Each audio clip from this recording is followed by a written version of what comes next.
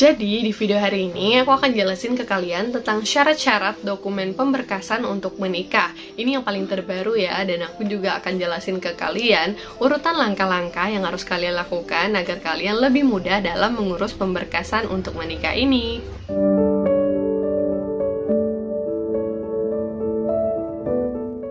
Hai guys, welcome to my YouTube channel. Balik lagi bersama aku, Nia Utami. Oke, di video hari ini aku akan bahas ke kalian tentang syarat-syarat dokumen untuk mengurus pernikahan. Nah, ini syarat-syarat yang paling terbaru ya, karena ini kemarin aku juga baru selesai mengurusnya. Jadi aku akan sharing ke kalian tentang dokumen-dokumen apa aja yang diperlukan, serta urutan-urutan langkahnya agar kalian itu lebih mudah dalam mengurus pemberkasannya nanti. So, stay tune terus! Oke, langsung aja kita bahas syarat-syarat dokumen pemberkasan untuk menikah yang paling terbaru. Nah, disclaimer dulu, jadi kalau untuk aku sendiri ya, ini berdasarkan pengalaman aku pribadi, karena calon aku itu berasal dari luar kecamatan ataupun kabupaten tempat aku tinggal. Jadi syarat yang diperlukan tuh seperti ini ya, yang aku uraikan gitu kan. Tapi buat kalian yang satu kecamatan juga ini kurang lebih kok, dokumennya juga hampir-hampir mirip seperti ini juga. Nah, yang pertama sekali yang harus kalian lakukan, ini menurut aku penting ya, agar kalian tuh nggak bolak-balik ke sana kemari gitu kan, karena ini tuh butuh tanda tangan orang tua kalian juga. Nah, yang pertama sekali kita lakukan yaitu adalah minta surat pernyataan belum menikah di kantor kelurahan. Nah, surat pernyataan ini tuh perlu tanda tangan orang tua kalian, jadi harus dibawa pulang nih. Makanya yang paling pertama kalian harus minta ini dulu. Yang melakukan ini adalah calon mempelai laki-laki dulu ya, buat surat yang satu ini.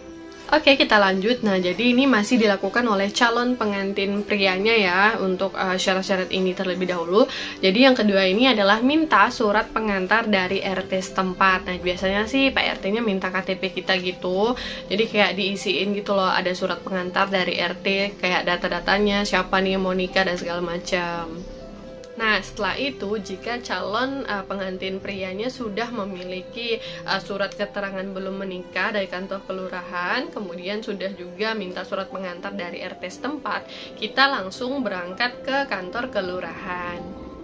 Nah, ketika udah sampai di kantor kelurahan, ini tuh kita minta surat rekomendasi N1 ya, minta di kelurahannya. Dan surat N1 ini lumayan banyak juga syarat-syaratnya, kalian harus catat ya, ini penting banget. Jadi untuk minta surat N1 yang satu lembar ini, syaratnya tuh lumayan banyak, yaitu yang pertama ada fotokopi KTP calon mempelai laki-laki dan juga perempuan. Yang kedua yaitu fotokopi KK calon mempelai laki-laki dan juga perempuan. Kemudian yang ketiga ada surat pengantar dari RT tadi. Kemudian ada surat pernyataan belum menikah yang tadi juga. Kemudian yang kelima yaitu fotokopi SPPT pajak bumi dan bangunan yang paling terakhir. Nah, ini yang calon pengantin prianya aku juga nggak tahu ya di tempat mereka yang di sana, di kabupatennya memang mereka minta fotokopi SPPT pajak bumi dan bangunan seperti itu. Kemudian yang keenam itu fotokopi ijazah kalian yang terakhir. Kemudian yang ketujuh ada fotokopi akta lahir, dan yang terakhir itu adalah fotokopi buku nikah orang tua. Jadi hanya untuk N1 itu syaratnya udah lumayan banyak seperti ini, kalian bisa lihat. Nah, setelah urusan tadi beres ya, kayak syarat-syarat untuk mendapatkan N1 dari kelurahan itu beres, kalian akan dikasih satu lembar N1. Itu cuma satu lembar dan tulisannya keterangannya N1. Setelah itu kalian harus melanjutkan ya, yang calon mempelai laki-lakinya itu harus melanjutkan ke KUA begitu. Jadi syarat ke KUA itu kita kan mau minta bikinkan surat rekomendasi nikah dari KUA pihak laki-laki yang di sana ya, di kabupaten mereka. Jadi syarat untuk surat rekomendasi nikah yang diperlukan itu yaitu N1 yang dari kelurahan itu tadi. Kemudian ada ijazah terakhir fotokopinya, kemudian fotokopi KK dan KTP mempelai calon mempelai laki-laki dan juga perempuan. Kemudian ada fotokopi buku nikah dari calon mempelai laki-laki. Jadi buku nikahnya orang tua pihak laki-laki itu difotokopi dan dikasihkan ke KUA. Jadi nih syarat-syaratnya, kalian bisa baca di sini ya. Nah, lanjut, jadi setelah calon mempelai laki-lakinya sudah mendapatkan surat rekomendasi dari KUA asalnya gitu kan, ataupun yang lebih dikenal dengan surat keterangan numpang nikah gitu. Jadi dia kan kayak beda kota gitu ya, dia kan numpang nikah di tempat si perempuan gitu kan, KUA si tempat perempuan, makanya dia tuh perlu surat rekomendasi dari KUA-nya tersebut. Jadi dokumen yang penting yang sudah kita miliki, yang si calon mempelai laki-lakinya itu adalah N1 dan juga surat rekomendasi dari KUA asalnya. Oke, sekarang kita lanjutkan. Jadi setelah pihak calon mempelai laki-laki menguruskan dokumen-dokumennya yang di sana gitu kan, kita lanjut, dia disuruh datang gitu ke KUA tempat yang perempuannya untuk menguruskan berkas-berkasnya juga. Jadi yang pertama itu kita ada mengurus berkas-berkas dari dia di sana, kita bawa ke sini.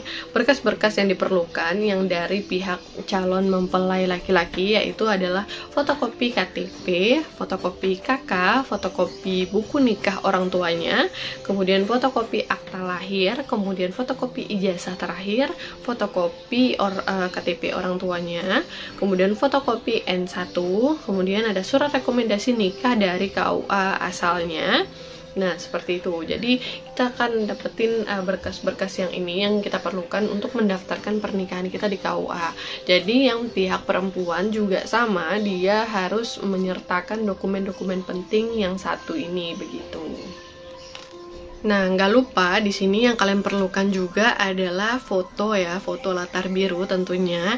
Itu disarankan yang laki-lakinya itu menggunakan kopiah dan menggunakan pakaian warna putih gitu kemejanya. Yang cewek sih bebas aja ya jilbabnya mau warna apa, tapi bajunya tetap direkomendasikan untuk warna putih.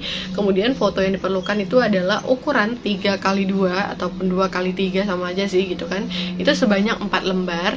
Kemudian yang foto 4x6 itu sebanyak 2 lembar. Selain itu, kalian juga memerlukan materai 10.000 itu sebanyak 5 lembar. Jadi ini yang tambahan selain dari berkas-berkas utama kalian ya, seperti itu. Nah, selain itu juga kalian akan mendapatkan surat rekomendasi untuk imunisasi dari kantor kelurahan, dan ini akan dilakukan oleh pihak calon mempelai perempuan, seperti itu. Nah, jadi kira-kira seperti itu ya dokumen-dokumen yang memang intinya diperlukan untuk mengurus pernikahan ya. Semuanya basic sih, kayak nggak jauh dari fotokopi KK, KTP, buku nikah orang tua, dan segala macam gitu kan. Administrasinya tuh seperti itu, cuman yang bikin ribet sebenarnya adalah kayak kalau misalnya ada kesalahan nih di nama kalian gitu kan, kayak di ijazah kalian mungkin namanya kurang huruf apa, kemudian di ijazah selanjutnya di KTP kalian tuh beda sama ijazah kalian, ataupun di akta kalian namanya itu juga beda gitu. Jadi tuh harus kalian urus terlebih dahulu di dinas Dukcapil gitu kan. Jadi kalian harus ngurus itu dulu sebelum kalian mengurus berkas-berkas pernikahan, karena mereka nggak mau nerima kayak namanya tuh nggak sama di ijazahnya atau ininya, seperti itu.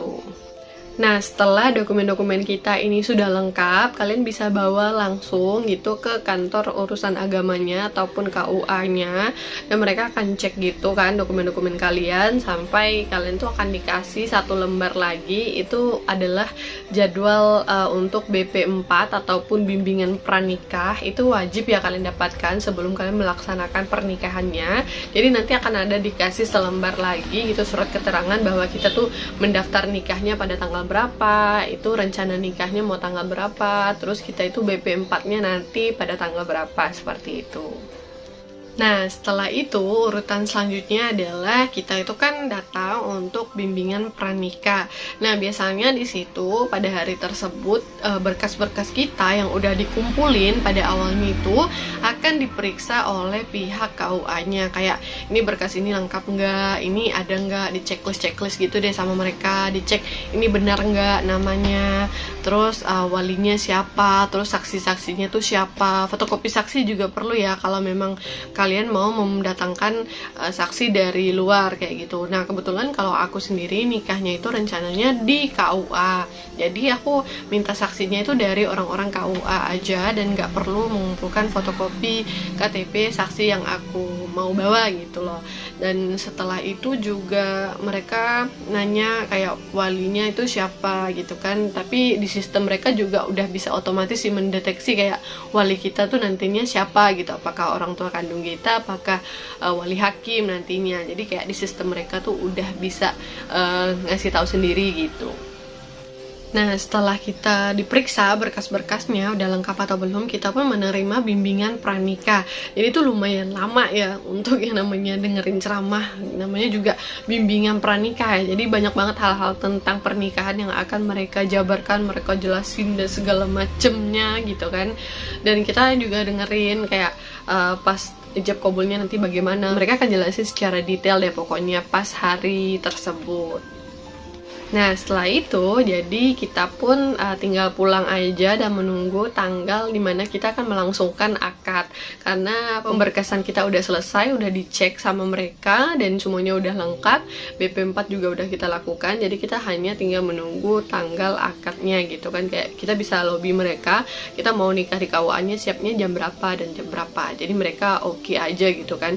Karena kalau nikah di KUA tuh sebenarnya banyak keuntungannya sih, selain gratis, kalian juga kayak dimudahin aja gitu, segala sesuatunya kayak nggak perlu nunggu tanggal dari mereka, tunggu kapan mereka sempetnya gitu. Kayak di KUA tuh mereka selalu standby gitu loh, jadi kalian bisa lebih menghemat biaya dan menghemat waktu tentunya. Yap, di sini aku jelasin lagi ya, nikah di KUA memang cuman 0 rupiah. Kalau nikah di rumah itu biayanya adalah 600.000 rupiah. Nah, kalau nikah di KUA ini emang 0 rupiah sih, cuman ada beberapa hal yang memang kita harus mengeluarkan uang lagi gitu loh. Mengeluarkan uang di sini maksud aku ya kayak dokumen-dokumen yang kita fotokopi, materai, foto, ataupun biaya transportasi, biaya untuk bayar saksi ataupun segala macamnya. Nah, kayak gitu tuh yang dinamakan nggak gratis gitu nikahnya. Jadi memang kita memerlukan uang juga, meskipun nikahnya di KUA itu nggak 100% 0 rupiah, karena banyak hal yang harus kalian keluarkan juga uangnya buat pemberkasan dan juga hal-hal keperluan untuk kita menikah begitu. Oke guys, aku rasa itu dulu untuk videoku hari ini. Semoga videonya bermanfaat buat kalian yang sedang mencari-cari ataupun cari tahu tentang syarat-syarat untuk pernikahan nantinya. Dan jangan lupa untuk subscribe, like, dan tinggalkan komentar kalian jika kalian punya pertanyaan seputar syarat-syarat dokumen pemberkasan nikah yang satu ini. See you again on my next video.